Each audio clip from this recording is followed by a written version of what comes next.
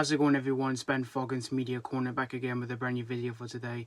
Welcome back to another movie review, aka After I Saw. This time for this new episode for the series is going to be my review on the 2024 animated comedy film, and this film is based off the famous comic strips as well, and that is the Garfield movie.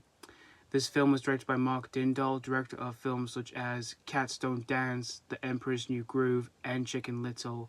And in this film, we see Garfield, who is voiced by Chris Pratt, in which at the very start, we see him as a young kitten who was abandoned by his father, Vic, voiced by Samuel Jackson. And from there, we see Garfield getting adopted by John, who's voiced by Nicholas Hoult.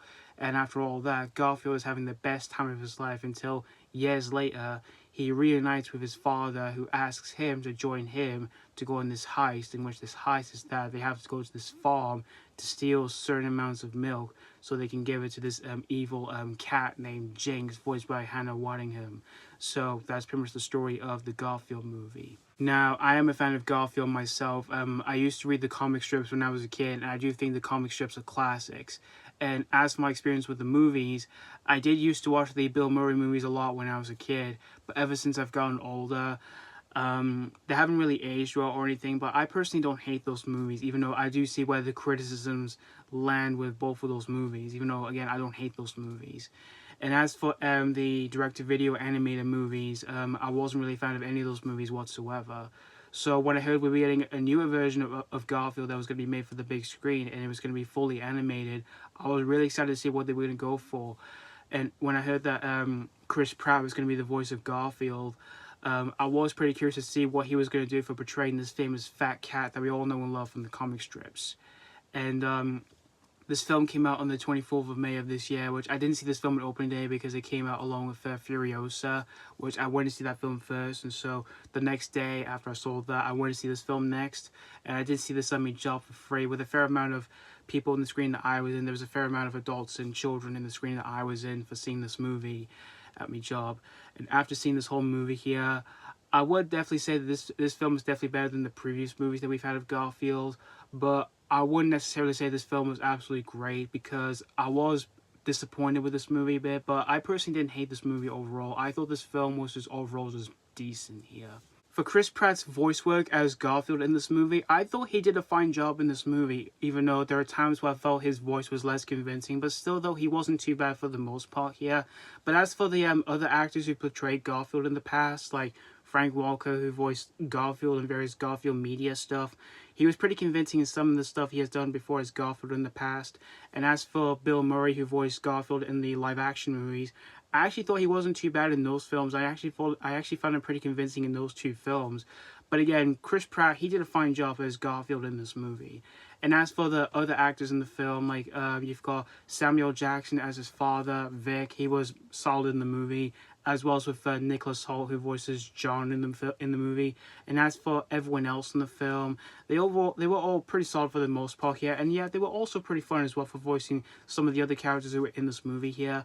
But the biggest problem I do have with this movie is its story, because the story for the film I felt was pretty lackluster, really, because it follows the exact same formula that we've seen before in the past, in which from that kind of formula we've seen that done a lot better than in other films. Which in this film we see that Garfield is having like parental issues, like daddy issues, in where he felt like he was abandoned by his father, in which when it came to some of those moments in the film, I felt they were pretty generic.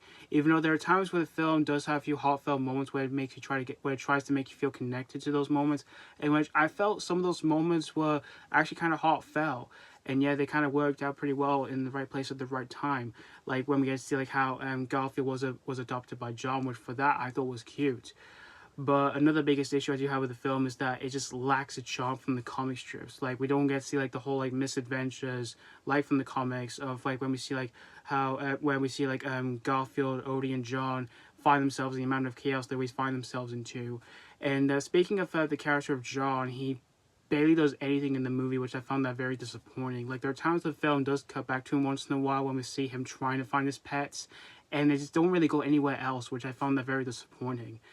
And also as well for its storytelling, there are some side stories in the film for some of the other characters in the film, which when it came to some of that in this film, that I just felt really uninterested with any one of those side stories in this film for some of the new characters I don't really know much from the comics. And we don't really get to see much of the characters that we all know and love from the comic strips in this movie as well, which I found that very disappointing as well.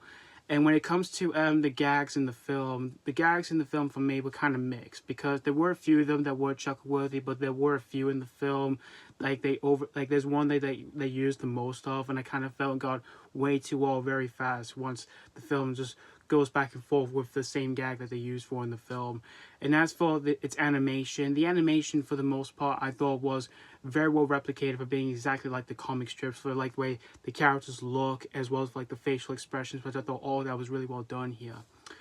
But overall, in the end, guys, the Garfield movie, I thought this was overall a decent third attempt to bring this fat cat to the big screen. But again, I would definitely say this film is definitely a lot better than the other movies we've had of Garfield before in the past. And if you're overall a huge fan of Garfield, like the TV shows, the movies, or anything Garfield media stuff, I would definitely say this would definitely be a good treat for yourselves here. But yeah, anyway, that's pretty much all to say about the Garfield movie. I'm gonna give the Garfield movie 3 out of 5.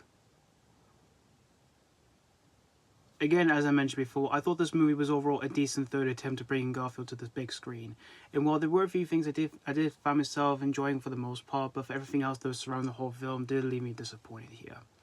So yeah, thank you guys so much for watching my ACAF for a Soul review on the Garfield movie. And let me know what you think of this movie if you have seen this already, or if you just recently checked this out. Did you have fun with this, or are you very disappointed with this? As always, thank you guys so much for watching, and this has been Foggins Media Corner signing off.